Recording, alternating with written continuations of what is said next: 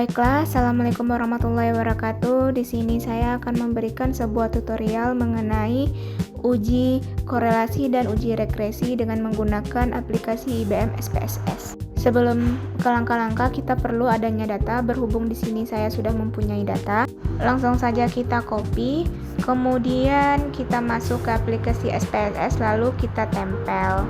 Sebelum itu kita lakukan uji normalitas dulu, yaitu dengan pertama klik analyze, kemudian descriptive statistik, lalu explore. Pindahkan semuanya ke dependent, kemudian kita plot, kemudian centang yang normality, lalu continue, setelah itu oke. Maka ini hasilnya. Di sini kita akan melihat pada bagian test normality.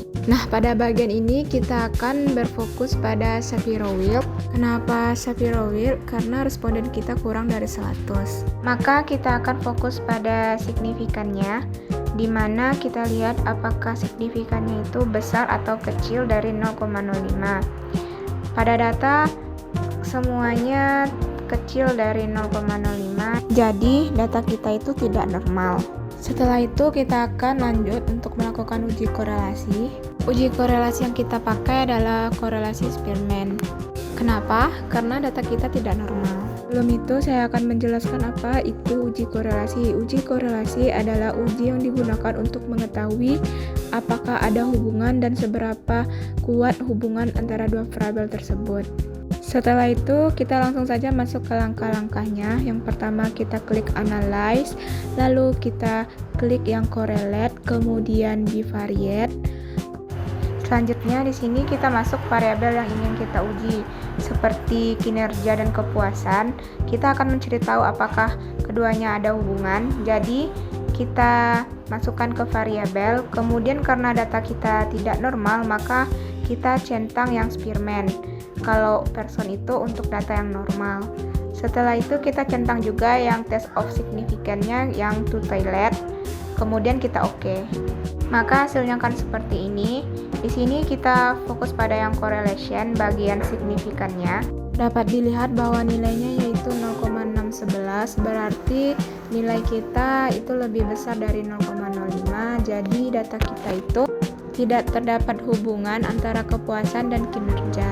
Selanjutnya untuk melihat korelasi, kita lihat pada bagian kinerjanya itu terdapat angka 0,74 yang artinya positif.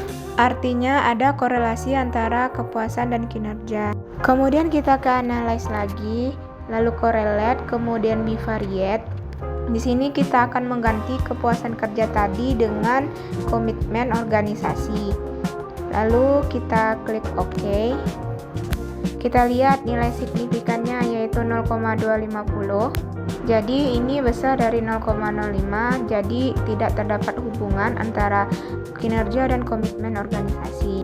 Di sini dapat kita lihat bahwa nilai correlation-nya yaitu minus 0,166. Artinya ini terdapat korelasi tetapi berbanding terbalik antara komitmen dengan kinerja. Kemudian kita ke analyze lagi, kemudian correlate, lalu bivariate, lalu kita ganti komitmen itu dengan lingkungan kerja. Kemudian kita klik OK.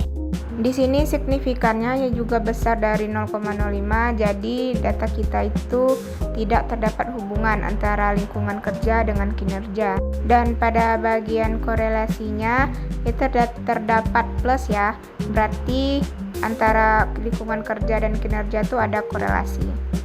Selanjutnya kita akan masuk ke uji regresi. Sebelum itu saya akan jelaskan apa itu uji regresi, yaitu uji yang bertujuan untuk memprediksi mengukur seberapa besar pengaruh variabel independen terhadap variabel dependen.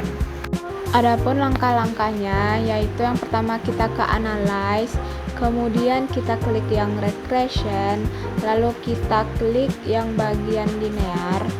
Kemudian kita masukkan ke bagian dependen itu kinerja, lalu bagian independennya kepuasan, komitmen, dan lingkungan kerja. Kemudian kita klik OK. Maka hasilnya akan seperti ini.